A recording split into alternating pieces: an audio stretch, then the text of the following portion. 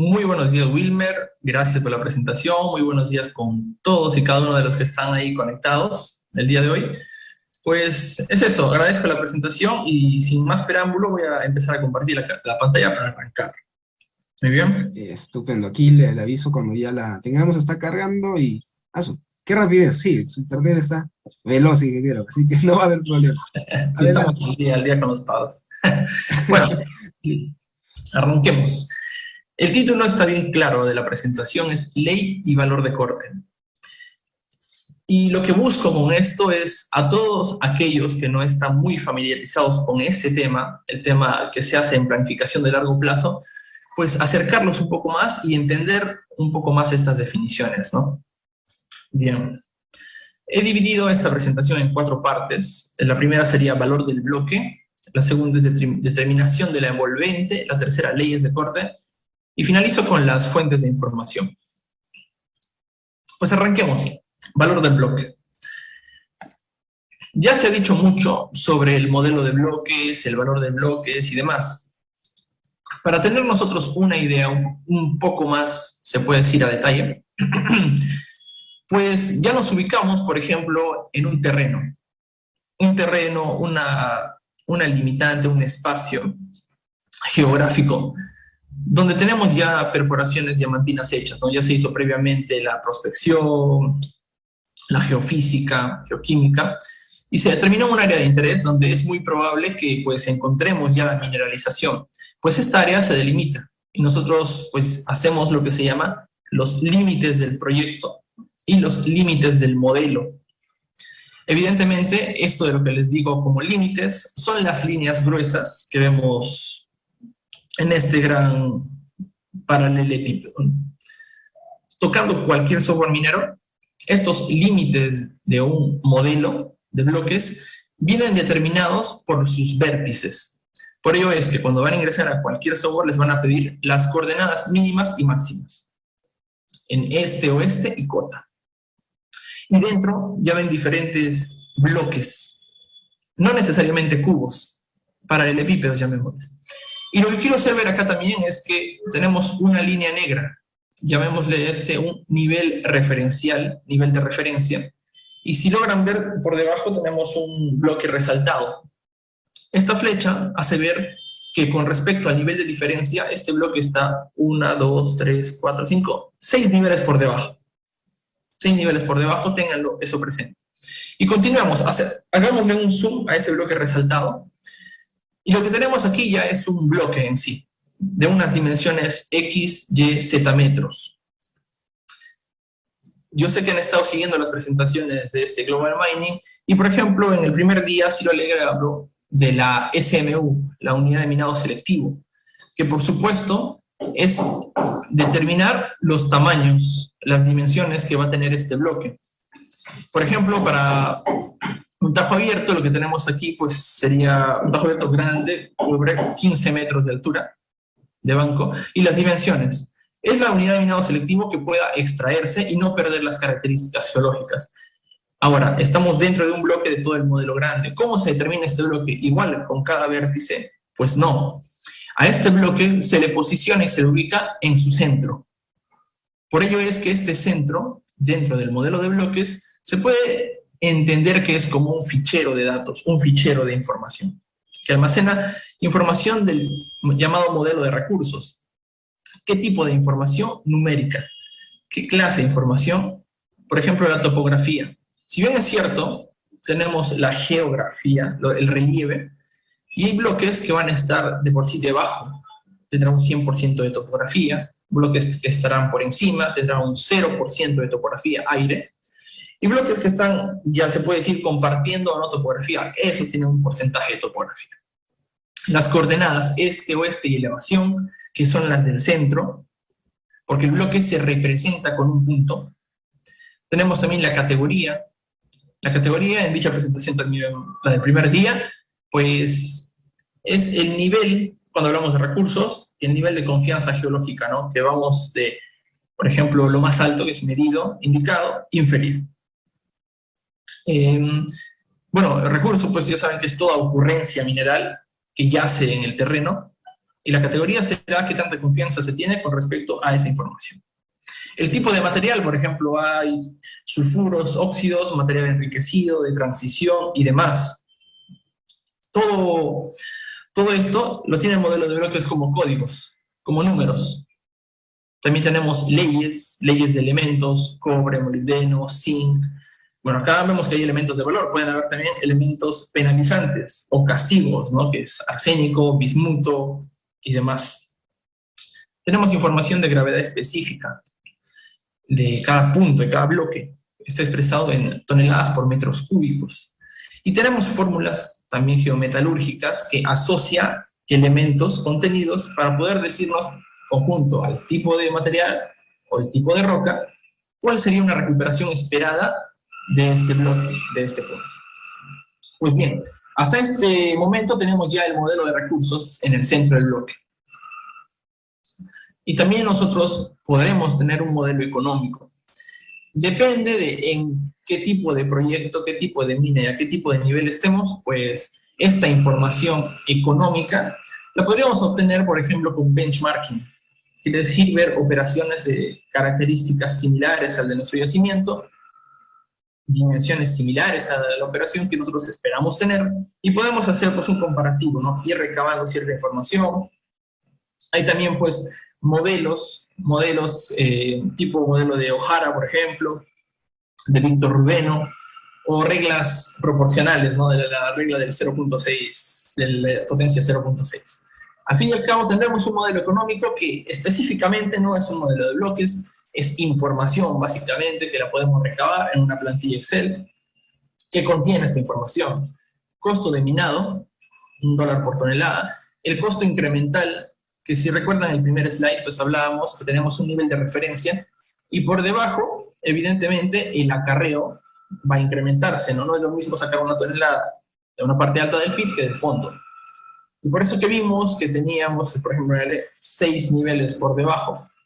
Entonces el costo incremental se castigará proporcional al número de niveles que se ha descendido, ¿no? Entendiendo que mientras más abajo, más incremento al costo de minado tendremos.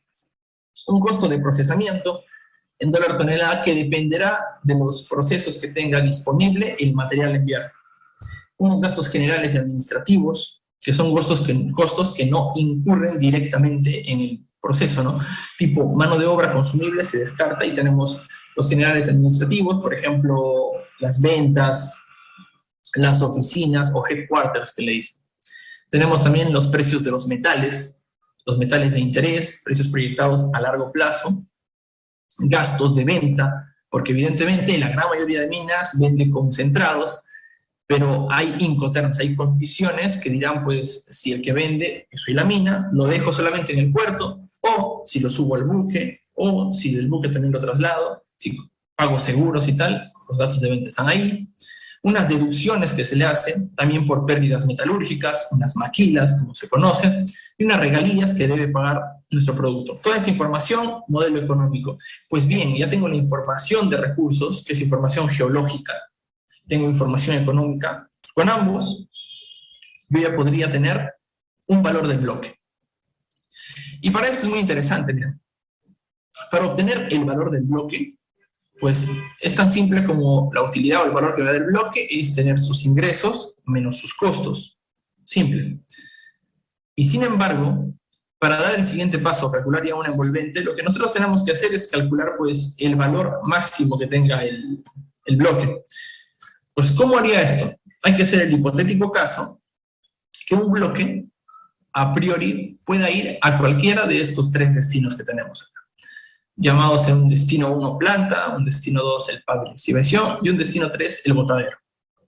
Entonces, yo con la información del modelo de recursos y modelo económico puedo hacer estos cálculos. O sea, el valor que tenga el bloque, si va al destino 1, serán los ingresos que obtenga por procesar en el destino 1 menos los costos de este destino 1.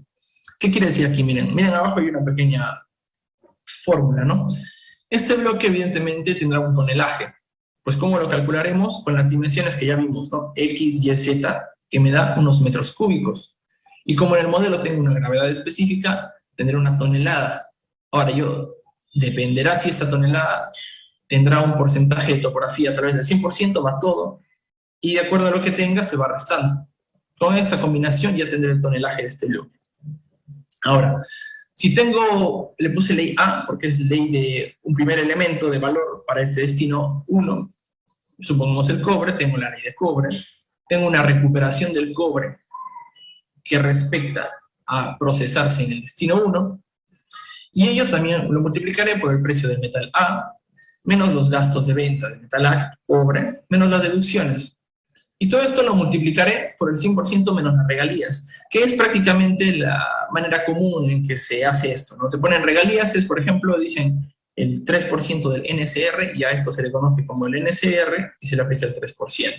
O sea, yo generaría el ingreso del 97%. Ahora, si en este destino 1 yo podría obtener algún otro producto, llamemos de repente, acá obtengo un concentrado de cobre, pero si podría obtener un concentrado de molibdeno, yo haría una ecuación similar, miren, es el tonelaje por la ley de molibdeno, por su recuperación de molibdeno y toda la cadena de valor del proceso del molibdeno. De igual manera tendré unas regalías aplicables y tendré unos ingresos que me genera el hecho de obtener el producto en el proceso 1. A su vez, pues evidentemente sacar este bloque incurrimos en un costo, ¿no? Igual será el tonelaje por el costo unitario de minado en dólar tonelada, y adicionando el costo incremental que les comenté, el costo equivalente de la profundización.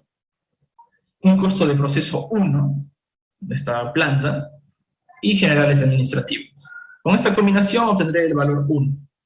Análogamente o de manera similar podría ser para el destino 2, lixiviación, pues tendré unos ingresos 2. El tonelaje y la ley, pues en estos casos si es el cobre, se mantendría, ya no la recuperación. Porque hay algo muy diferenciado, ¿no? La planta rodea de 83-86% de recuperación. La lixiviación es diferente, es un proceso que se hace por regadío, por el tiempo de regadío y se recupera en menor cantidad. Hablamos que rodeamos los 55-63% de recuperación. El precio será el mismo, pero los gastos de venta ya no. Entonces tendremos unos ingresos para el proceso 2.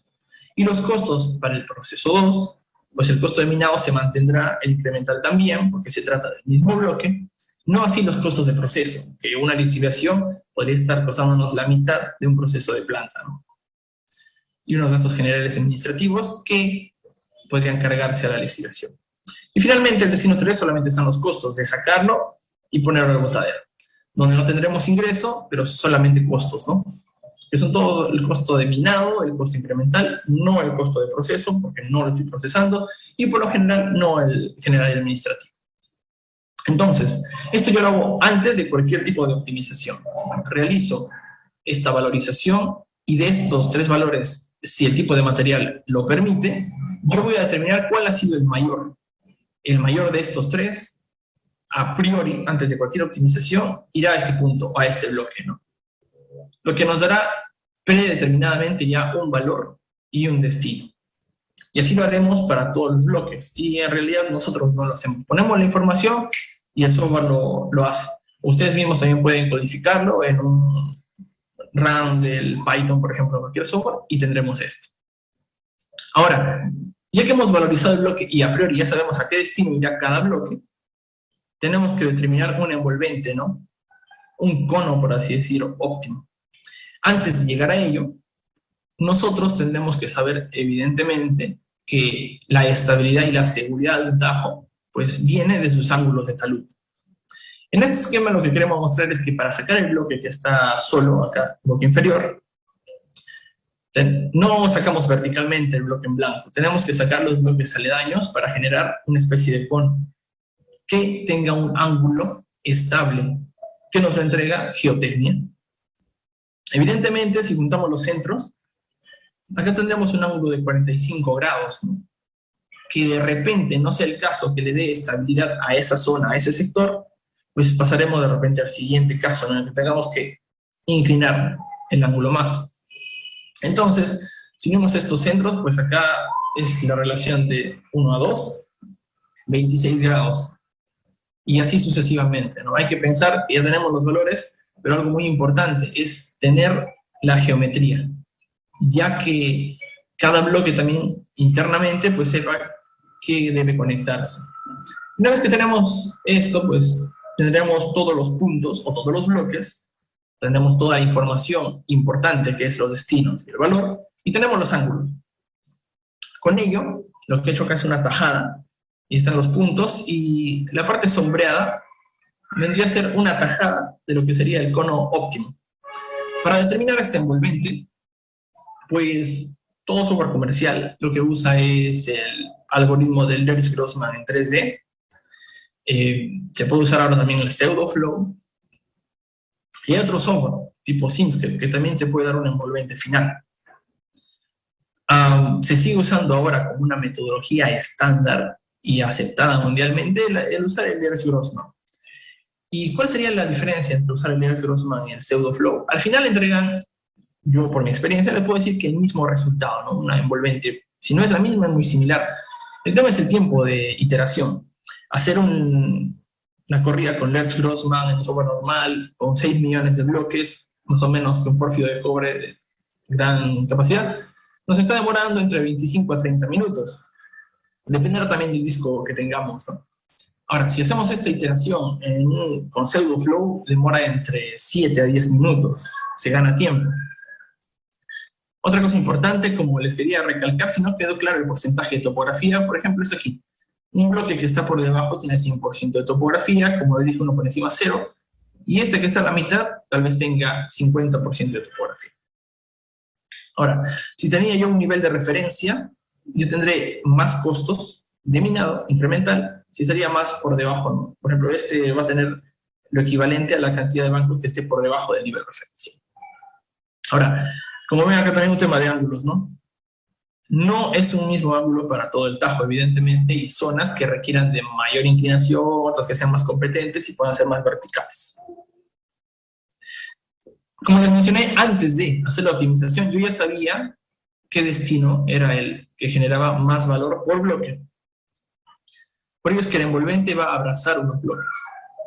Hay bloques que tenían destino 1, pero no quiere decir necesariamente que ya pues lo voy a minar, lo voy a sacar, porque no está dentro de la envolvente, el cono óptimo, ¿no?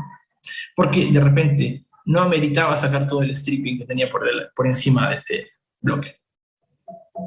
Entonces, para hacer un recordatorio, nosotros tenemos la envolvente que se calculó con los valores y con los ángulos, y cómo yo determiné el valor que ya iba a tener cada bloque, y asimismo su destino, porque el destino 1 pues era mayor al valor del destino 2, mayor al del destino 3. Se hizo esa comparación para cada bloque, y posteriormente se generó su optimización. En cuanto, para recordar esto, miren, los ingresos se acuerdan que era la fórmula, ¿no? Tonelaje, ley, recuperación, precio, las deducciones, las ventas, y una cantidad de las regalías. Y esto, para más elementos, se conoce como el NSR, el retorno neto de fundición. ¿Por qué? Porque la gran mayoría de minas, no solo acá, sino a nivel mundo, venden concentrados, ¿no? Entonces, el valor del mercado para los metales no está dado en concentrado, sino que hay que quitarle las ventas, deducciones y demás, para poder aplicar ya el valor del mercado. O sea, se reduce el precio. Eso que hablan de que está el cobre en $4.2 la libra, no te pagan eso por concentrado, hay que hacerle deducciones.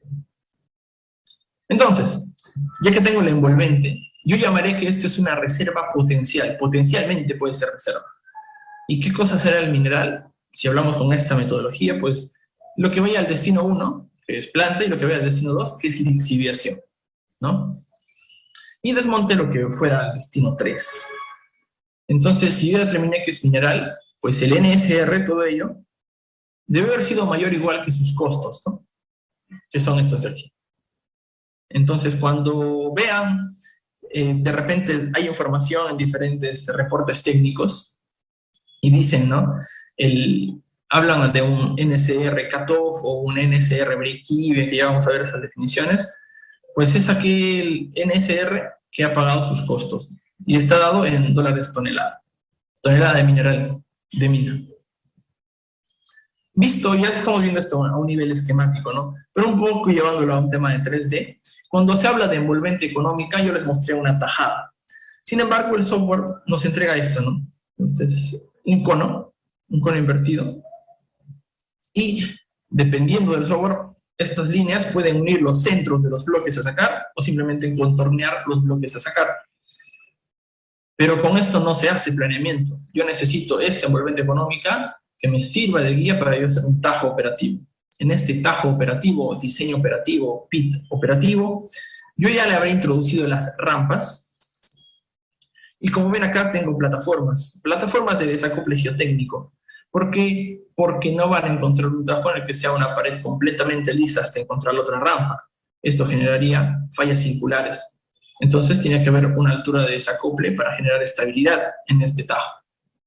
Sobre este tajo operativo, yo ya puedo hacer fases de minado para generarme un plan de minado.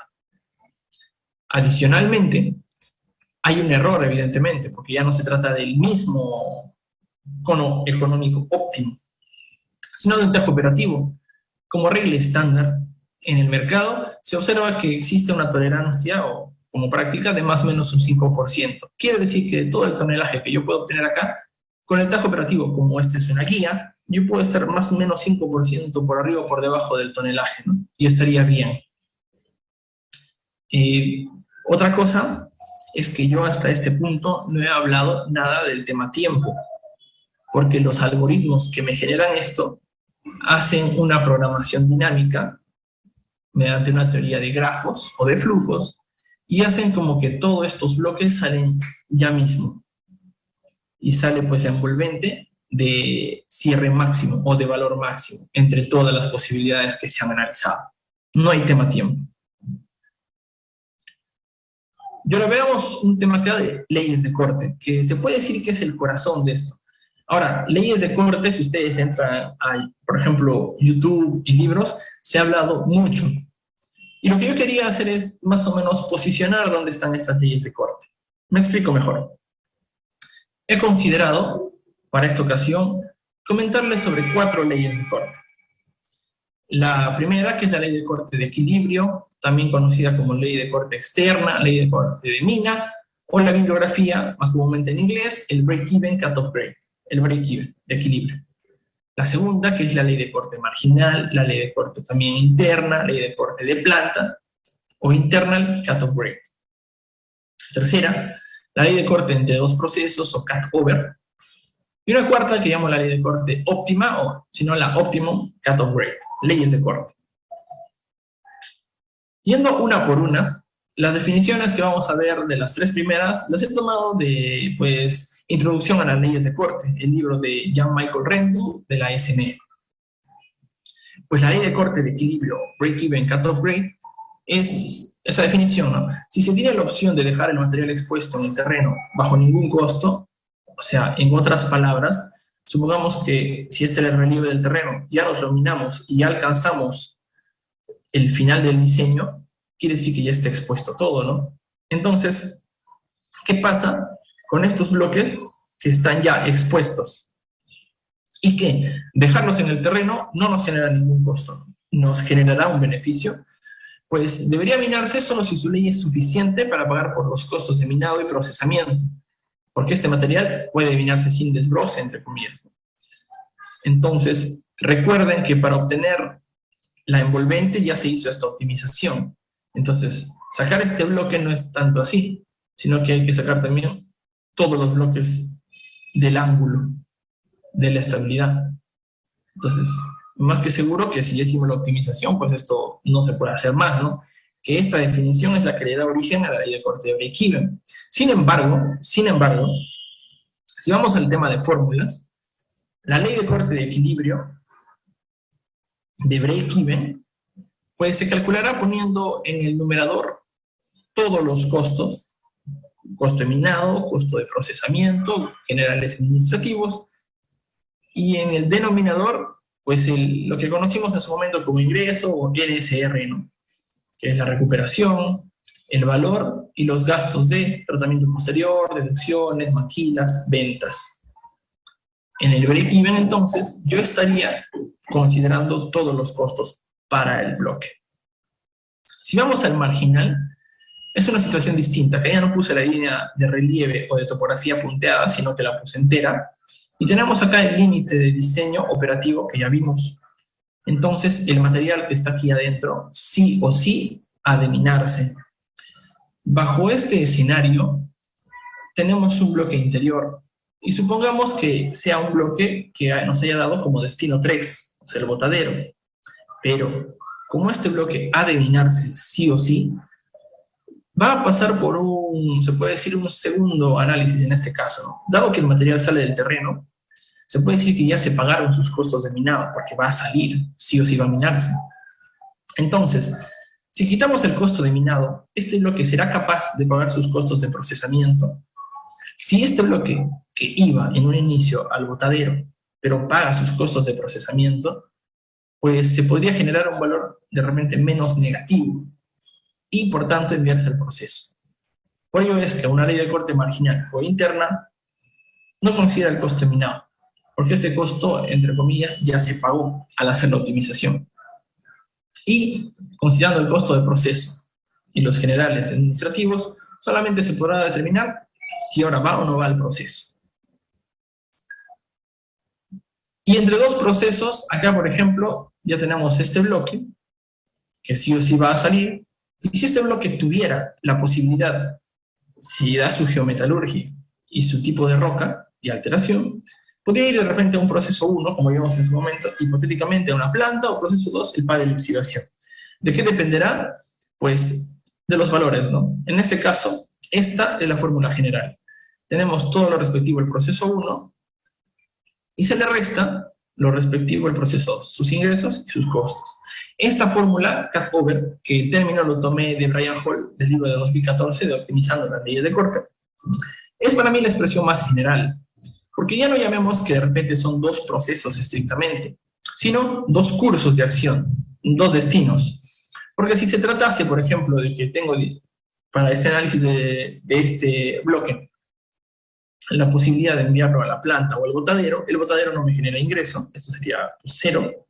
El costo de minado entre planta y procesamiento puede ser igual, no me cuesta nada el botadero, y tampoco el general del botadero, entonces vuelvo a la fórmula marginal. Entonces, esta es una fórmula general en realidad.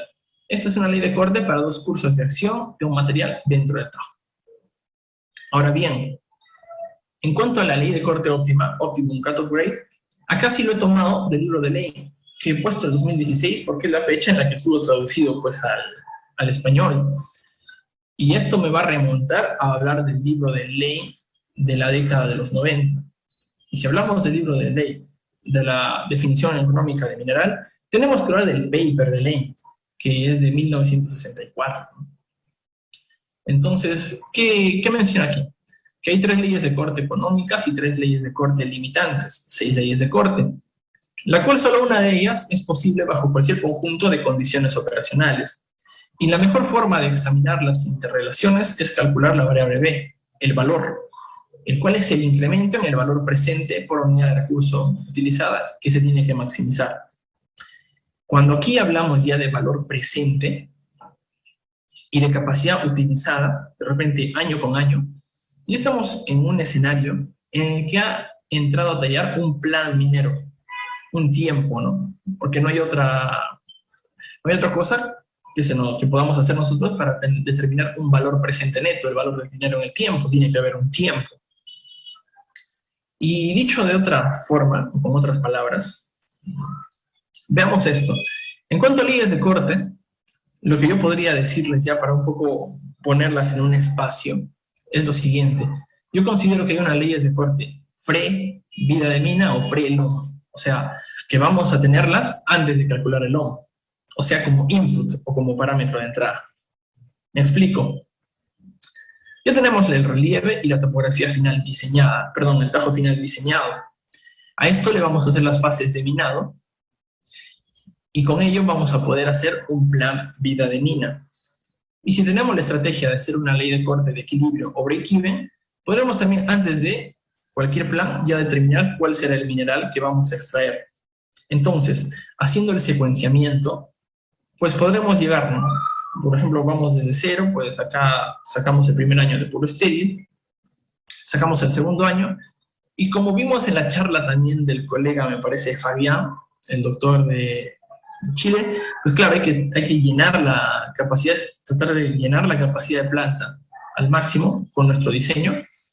Entonces, acá, eso se busca, ¿no? Llenar la capacidad anual de la planta concentradora, usando también nuestra capacidad anual del minado y una ley de corte de break-even. En este caso vimos que es punto 2. ¿Qué quiere decir o qué cosa estoy dando a entender con esto?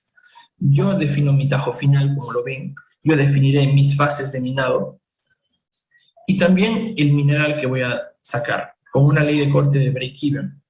Y con esto, y con algún paquete de software, yo podré hacer planes, ¿no? Tengo mis restricciones. Y año con año puedo hacer planes. ¿Qué tipo de software? Por ejemplo, el que yo uso particularmente, el MPSO de MindPlan.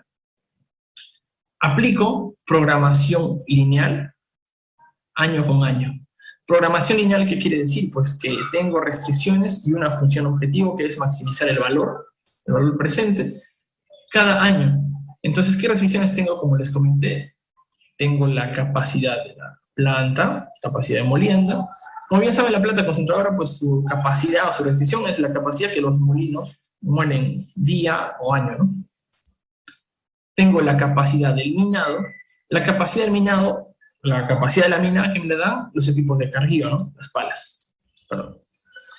Entonces, y también tengo unas restricciones de avance vertical, o lo que es el sinking rate, la profundización de bancos.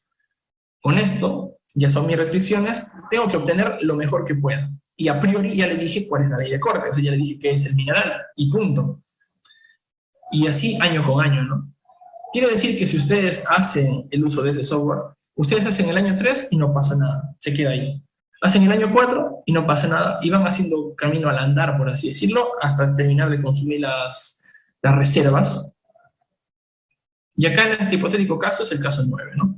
Yo determiné un mineral que tiene un break-even, o sea que le incluyo el costo de minado para poder delimitar cuál es el mineral, y tengo un plan. Ahora, en cuanto marginal, perdón, en la ley de corte marginal o interna, pues recuerda, ¿no? Si ya sabíamos que todo el material que está dentro sale, pues ya quito el costo de minado. Al quitar el costo de minado, como vimos, la ley de corte va a reducirse. Entonces, se traduce en que el mineral va a aumentar, pero va a aumentar en cantidad, no en calidad. En eso estamos de acuerdo. Si la capacidad es la misma, pues al tener mayor cantidad de mineral, evidentemente la mina tendrá más años. Tendrá más años, pero una ley promedio de cabeza menor. Porque estoy trabajando todo completamente con una ley menor.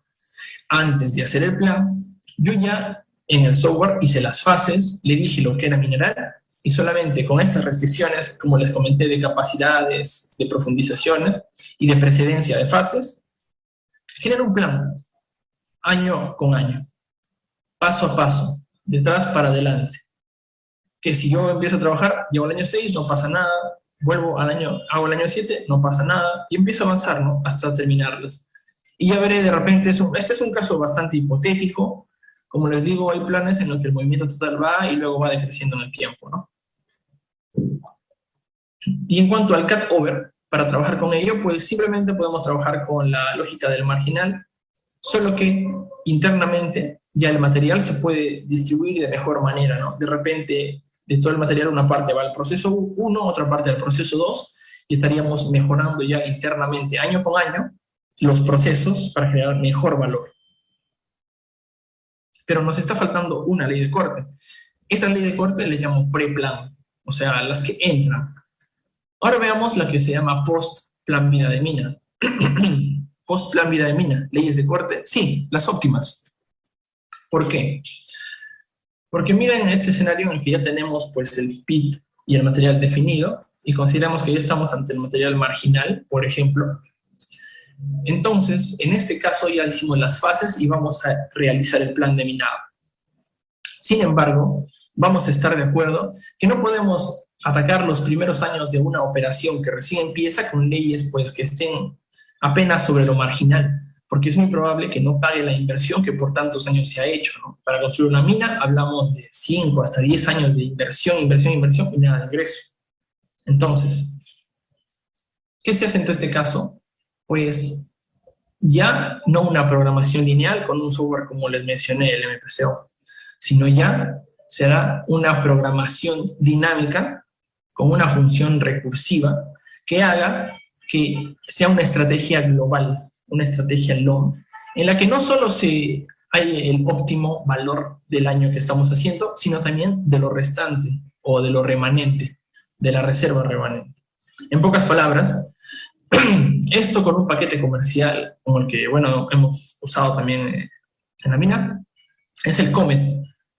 ¿Qué hace esto? Le damos ya las restricciones. Del mismo modo, hay una restricción de planta, una restricción de minado, pero que también podemos darle un tema de espacio determinado para que haya una restricción o un uso de stocks. Stocks donde el mineral que ha salido de la mina, pues temporalmente o por unos años se almacene en una posición. ¿Qué hace esto? Pues ¿qué mineral almacenaríamos? Un mineral de menor ley para poder dar ahora, hoy, pronto, un mineral de mayor ley a la planta. Si damos un mineral de mayor ley a la planta, pues la planta tendrá un contenido metálico mayor. Si bien es cierto, en este ejemplo creo que le estábamos dando 50 millones anuales, ¿no? Tendrá igual sus 50 millones, pero con mayor calidad, con mayor ley, generando mayor cantidad de metal fino. Entonces, lo que representa esto es lo siguiente, mira. Esto le llamo como un ramp-up, ¿no? Que la planta recién va a agarrar su capacidad al máximo, pero la ley de corte es tan alta que ha sido suficiente llenar esa capacidad que me pedía y poder usar la capacidad que tenía disponible de stock, considerando que este material amarillo es un mineral, pero que ha ido al stock de almacenamiento temporal.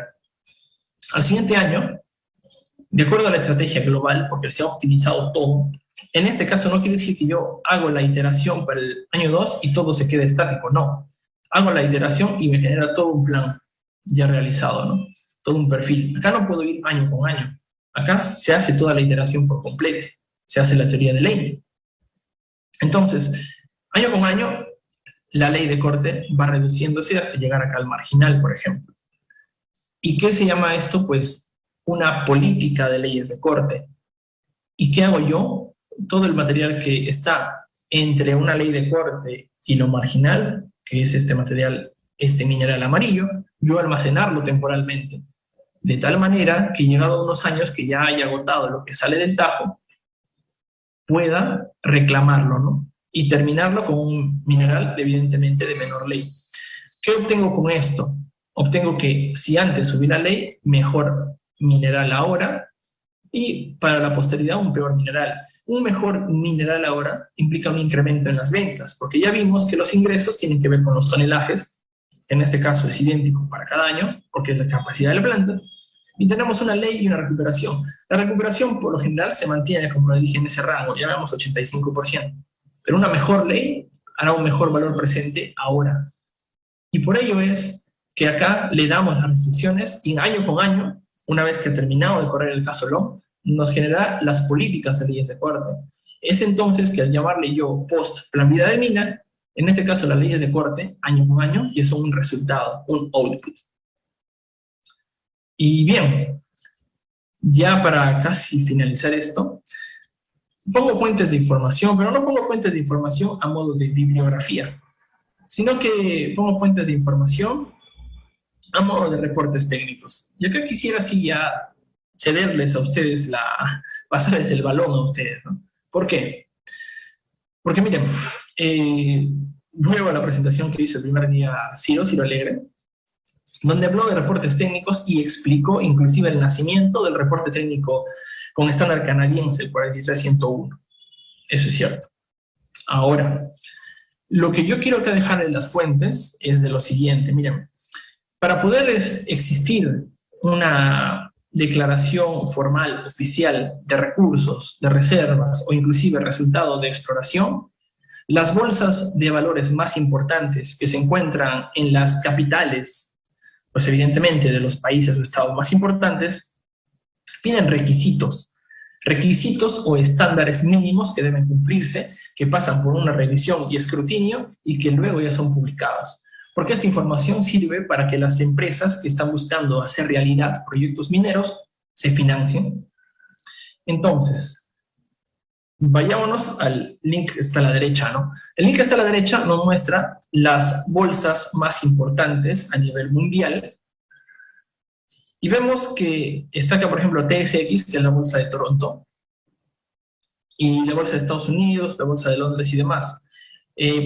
Cada bolsa de valores tiene sus estándares para declarar reservas, pero estos estándares, evidentemente, a partir del 2012-2013, ya están alineados con la columna vertebral de estándares, que es el estándar CRIESCO, que ya comparte las definiciones, donde recurso es medido, indicado, inferido, y reserva es probada y probable, no existe más.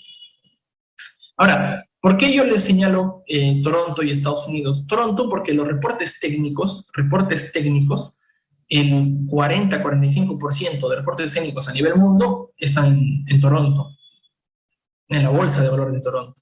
Y una cantidad menor está en la SEC. Pero es importante hablar de estas dos porque, mira, la base de datos donde se encuentran estos reportes está en el CEDAR para el caso canadiense y en la SEC para el caso estadounidense. Ahora bien, si vamos al tema canadiense, acá les dejo el link, pueden buscar por compañía. Pero claro, ¿qué compañía van a buscar? Es por eso este primer link. Si ustedes dan clic aquí, les va a salir por orden de acción que sea o valor de mercado mayor a menor. Y primero estará, pues, me parece que está Barrick, ¿no? Y hay compañías ahí. Con esos nombres pueden entrar a buscar acá en qué tipo, el tipo de Technical Report. Entonces, ¿para qué les digo que hagan esta búsqueda aquí? Para CEDAR. Y la búsqueda en la SEC es de manera similar. Acá ponen el nombre de la compañía, dándole clic acá, buscan todo el listado de nombres y empiezan a buscar las compañías.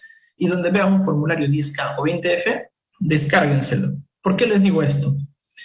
Porque en los reportes técnicos van a encontrar información, pues, de primera mano, de prácticas que se están haciendo ya mismo.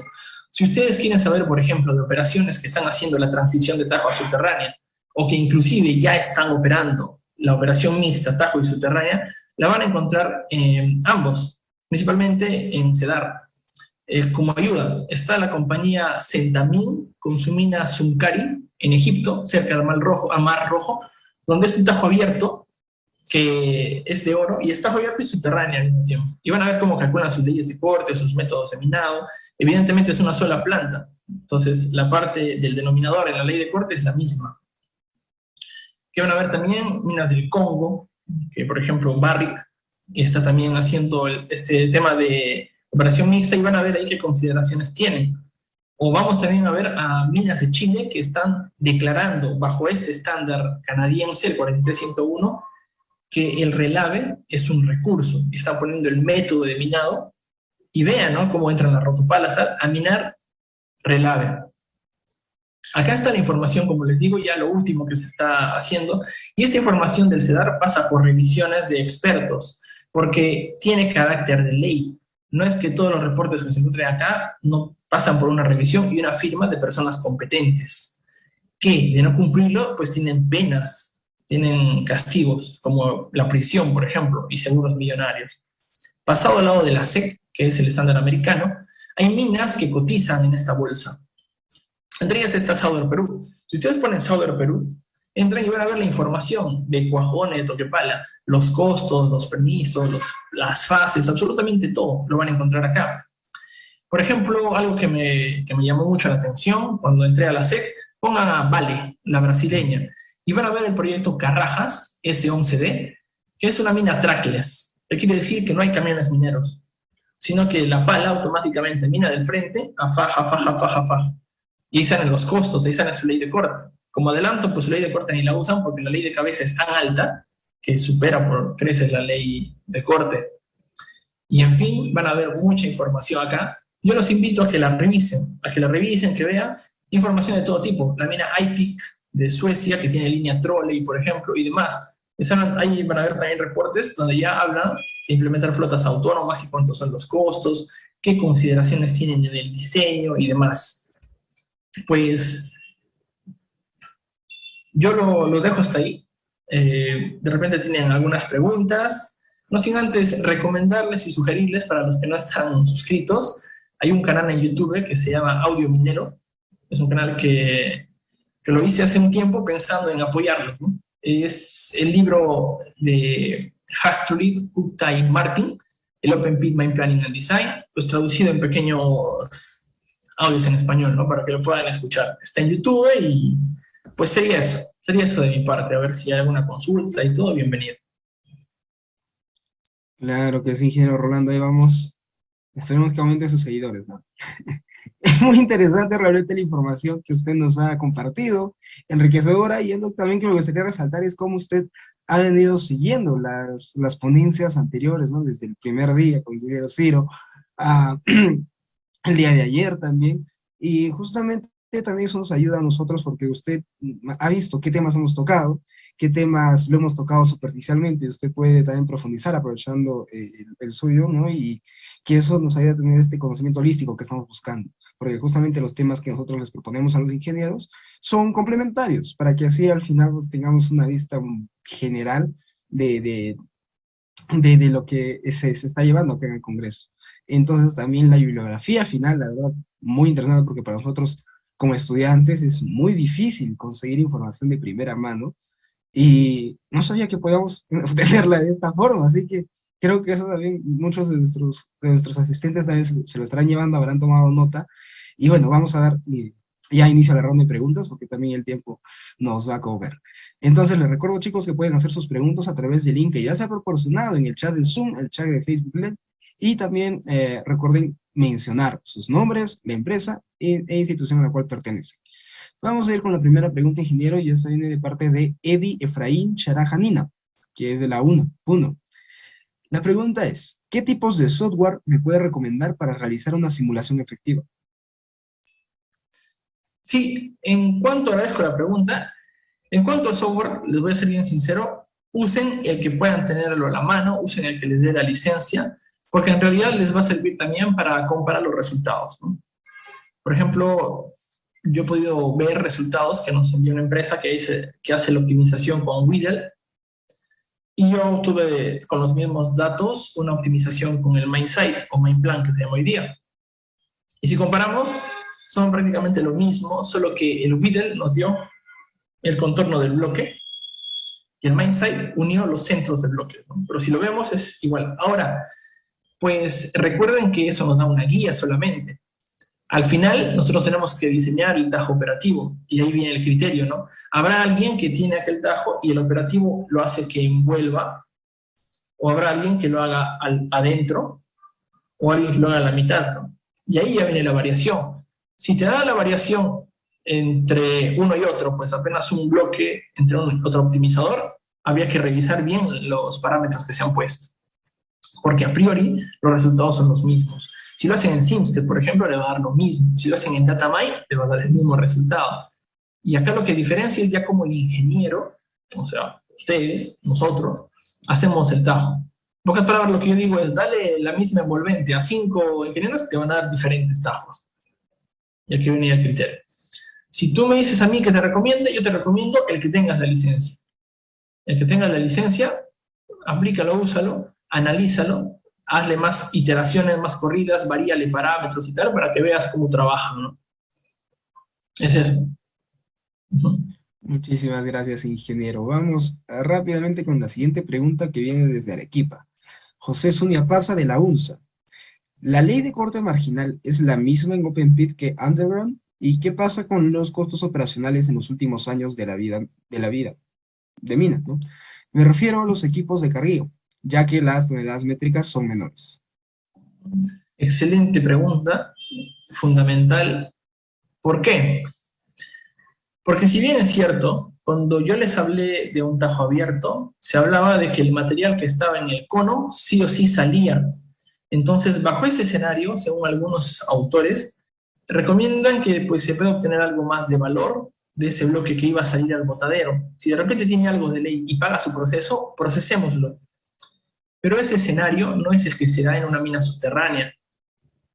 En una mina subterránea, me evoco mucho a la presentación que hizo Ciro, pues tú determinas, también como un envolvente, pero más que todo es un envolvente estrictamente del mineral, del cuerpo mineralizado. Y tú ahí también tienes tu planificación de dilución y pérdida minera. Entonces, me explico. Si ya tienes tu dilución, quiere decir que ese material va sí o sí a proceso. No deberías considerar, en pocas palabras, que exista una ley marginal en una subterránea. Deberías considerarte irte al break-even. Porque sí o sí ese material va a tener que sacarse, extraerse, minarse para arriba. Y no es que necesariamente pues tengas que hacer un marginal porque se va a ir al desmonte y tal. Y estás considerando tu dilución, que es cantidades de las paredes, ¿no? De desmonte que van a venir a tu cuerpo, lo van a diluir. Y ahora estás considerando en el proceso que vas a enviarlo, ¿no? Por ese lado. Por ese lado, la diferenciación que hay entre usar un marginal para un tajo abierto y recomendaría no usarlo para una subterránea. Ahora, ¿me puedes hacer recordar la segunda pregunta? Me parece el costo de minado, ¿verdad? Sí, sí, es Ya. segundito, que estaba listo. Con respecto al costo de minado, recordemos que el parámetro que entra para el tema optimización es un unitario, que puede ser un unitario proyectado o un unitario de los últimos 3 años y tal, que es más que todo referencial. Recuerda que para hacer la optimización, los costos que hablamos, que es incrementar el proceso, es una foto tomada ahora que pueda representar un futuro, pero no necesariamente centrada al tiempo. Recuerden que no hay tiempo para optimizar un tajo. Entonces, ¿cómo tú le puedes hacer simular tal vez un tema de tiempo-espacio con el incremental? Ahí. Pero si hablamos ya de una valorización en un tema de plan, ahí ya no vas a hacer costos unitarios si tienes una mina que tenga información, por ejemplo. Ahí lo que tú vas a hacer es ya ver el tonelaje, ver las rutas y ver los consumibles. Llantas, diésel, insumos, materiales, y podrás hacer algo ya más fino, más detallado. Al final, como les digo, para la optimización es $1 tonelada que a priori se va a poner para cualquier bloque. Ahí no hay dinero en el tiempo. Para valorizar un plan sí es distinto, y esa pregunta que está orientada a un tema de valorizar el plan. Las consideraciones que se tienen son el número de camiones que vas a tener, porque de momento para valorizar yo no les hablé de la flota, de dimensionamiento, de nada. Eso en un plan ya se hace. Listo, ingeniero. Bien, muchísimas gracias. Ahora vamos a ir con la siguiente pregunta, que viene de parte de Marlon Inocente Palomino, de la UCCI, la Universidad Continental de Ciencia e Ingeniería. ¿Cuáles son las consideraciones que definen la rentabilidad de un proyecto minero? Ya, las consideraciones que definen la rentabilidad de un proyecto minero son aquellas que se han tomado en cuenta para hacer el modelo económico o la valorización. Por ejemplo, si a mí me preguntas, oye, la rentabilidad de un proyecto minero, cuando me dices eso, yo debo pensar en valor presente neto, en tasa interna de retorno y en periodo de repago de la inversión. Yo con eso podré saber si este proyecto que yo estoy viendo es rentable. Si yo veo un proyecto con una tasa interna de retorno del 20%, excelente, me parece bien, rentable. Yo no te voy a decir de un valor presente neto mayor a 0, porque eso no, o sea, tiene que tener, ya acá tenemos que ver la inversión y demás, ¿no?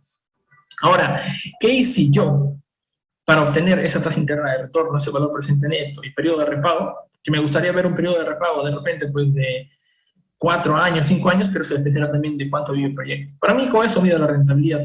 ¿Qué hice yo para obtener esos números de rentabilidad? Tuve que usar una tasa de descuento, un WACC, un costo de oportunidad ponderado.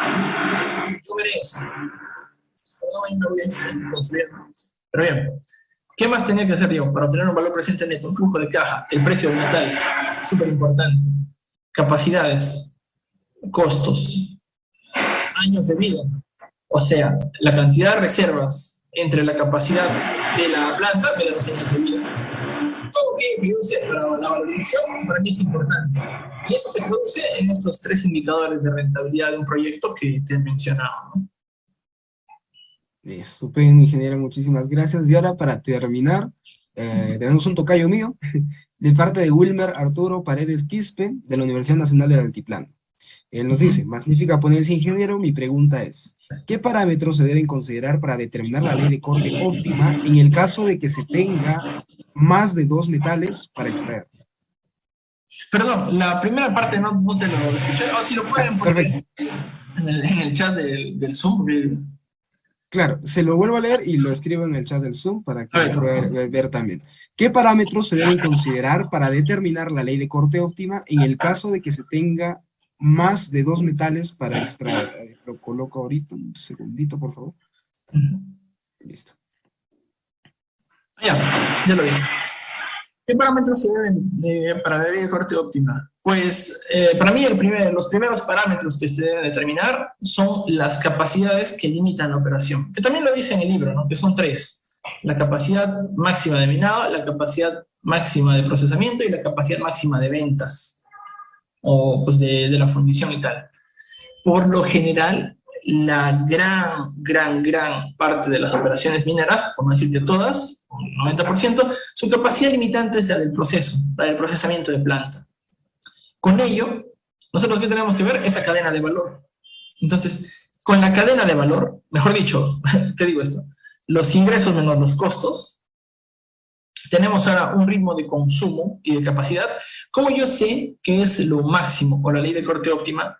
Si mi capacidad de procesamiento es la limitante, pues lo máximo será aquello que yo pueda enviar y, mejor dicho, yo este año debo enviar no 30, 40 millones de toneladas de mineral al proceso. ¿Deberé irme a la ley de corte marginal? Si mi objetivo es maximizar el valor presente neto, definitivamente no, porque eso hará que tenga, si bien es cierto, más cantidad de años de vida operativa, pero si mi objetivo es maximizar el valor presente neto, yo tendría que enviar lo más que pueda al stock y todo lo de más alta ley al proceso. Entonces, ¿qué capacidad también te estoy diciendo? La de stock. La capacidad de stock de mineral y mis capacidades limitantes para yo determinar mi ley de corte óptima, que estamos de acuerdo, se hace ya con una estrategia operativa, ya con un plan en marcha. Entonces, te digo a priori, las capacidades limitantes, todos los costos incurridos y el tema de cómo elaboro el plan. Esos son los parámetros a considerar. En caso que tengas más de 2 metales por extraer, pues hablarás del NSR.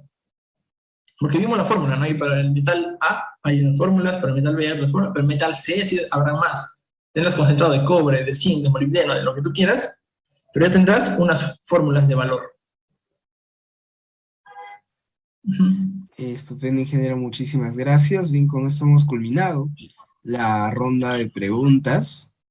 Una vez más, gracias por su presencia, por el tiempo que nos brinda, también por darse el tiempo de poder revisar las ponencias previas, ¿no? Ha sido un honor poder moderar su ponencia. Ingeniero, por favor, si tiene algunas palabras finales para poder dirigirlas a nuestros participantes. Ya. Mira, hay algunas preguntas más. Por ahí dijeron, perdón. ¿Se debería considerar el costo de cierre y royalties? Sí, te digo, para una mina de repente que esté a puertas de cerrar, porque vemos que el costo de cierre va a ser muy reducido y muy diluido a lo largo de todos los años. Te recomiendo diluirlo, sí usarlo. Royalties, regalías, también usarlas. CAPEX, inversiones, todo usarlo. Porque mientras mayor información se tenga, pues el proyecto se hace más robusto, ¿no? En cuanto a información. No voy a hacer que cuando ya estás haciendo la mina salen esos costos que no consideraste y te baja el valor. Otra pregunta rapidita y que había, ¿cuáles son los contaminantes? Dependen de los contratos. Pero, ¿sabes? Por lo general, todo lo que tú me estás mostrando ahí, cobre, plomo, y son valores, o sea, que generan un subproducto. De repente, ahí, contaminante, el hierro le debes aplicar de acuerdo al contrato. De repente hay una magnitud que te dicen, ya, 1% de hierro gratis, o sea, te dejo pasar a la planta y te castigo $2 por tanto porcentaje de hierro. Eso lo dice el contrato. Si quieren saber cuánto, les recomiendo que entren a la página ENAMI de Chile, costos de mayo, costos del mes, y ahí van a ver cuántos son los castigos que se manejan en la industria chilena, por ejemplo, para tenerlo de referencia. Ahí está, ENAMI. Entren a verlo, Empresa Nacional Minera de Cobre en Chile. Ahí están los costos de flete, penalidades y tal, ¿no? Por último, felicitarlos por lo que están haciendo, por estos congresos y tal, que dan para compartir información, y a los colegas que están exponiendo también gracias por el tiempo que se toman en hacerlo, y pues sigan cultivando la lectura, la investigación. Lo último, no crean que investigación es crear un software necesariamente o hacer cosas espectaculares y tal, ¿no? Eso es una rama de la investigación. Ustedes, desde el tema académico y tal, pueden hacer otro tipo de investigaciones, como investigar por qué es que no hay fundiciones y refinerías en Perú, podría haber, ¿no?, el famoso valor agregado y tal, todo tipo de eso, ¿no? Y así los dejo, ya no quiero pasar el tiempo y más bien muchas gracias. No, muchas gracias a usted, sobre todo también por este interés en tratar de responder absolutamente a todas las preguntas. Estoy seguro que ha surgido muchas más, pero lamentablemente el tiempo es nuestro enemigo. Muchísimas gracias, ingeniero, y pues una vez más esperamos tenerlo para el siguiente año, en un siguiente congreso o en futuros eventos como este. Dicho esto, damos por finalizada la primera ponencia de este día del tercer Congreso Internacional de Minería, Geología y Metalurgia, denominado Global Mining.